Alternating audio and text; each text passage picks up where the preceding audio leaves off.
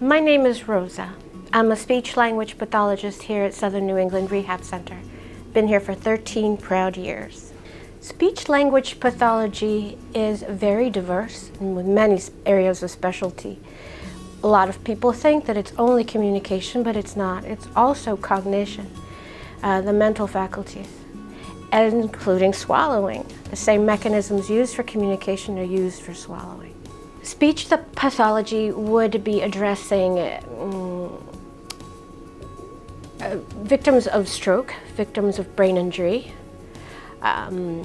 sometimes the chronic progressive diseases like Parkinson's, and where there is weakness and the inability to make yourself understood, or an aphasia where language is not being received or being processed appropriately or accurately to communicate a message.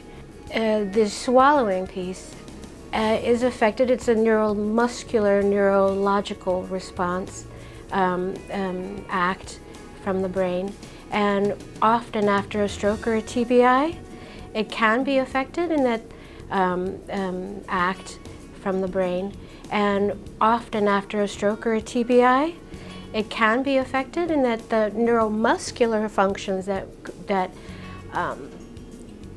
cause the swallow mechanism to work is defunct, right? We have specialized services like video fluoroscopic swallow study that helps us identify the pathology, identify if food is going down the wrong way into the lung, and identify any deficits along the pharyngeal pathway that we can then address with exercises or with electrical stimulation or whatever we have at our disposal. We have video stroboscopy, in which a scope is placed in the mouth or through the nose to view the vocal cords and the path along the way to identify pathology there.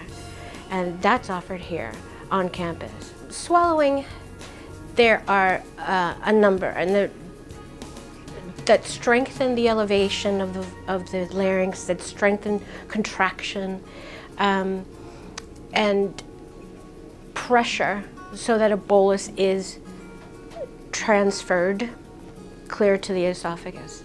There are many, the Masako, the shaker. They have their own little name. We have a whole list of them, and we pick and choose which ones are appropriate for their particular deficit. With communication, all right, you pick up wherever the patient leaves off. If they're at the single word level, you want to then start extracting a phrase level response, or being able to read and comprehend from word to phrase level to the ultimate sentence and paragraph, right? Aphasias, there are many different types of those. Expressive aphasias come in Broca's, Wernicke's. They have their hallmarks to help us identify and classify what is being presented. The language centers are located in the left hemisphere of the brain, most usually. The frontal, the temporal, and parietal have these specific language areas. And with a stroke, it can be focal or diffuse depending on the type of stroke that they had, and can affect multiple areas or throughout. What we'll end up seeing is an individual, Wernicke's for example, an individual who has trouble understanding what is said to him and communicates in real language except words put together that don't make sense.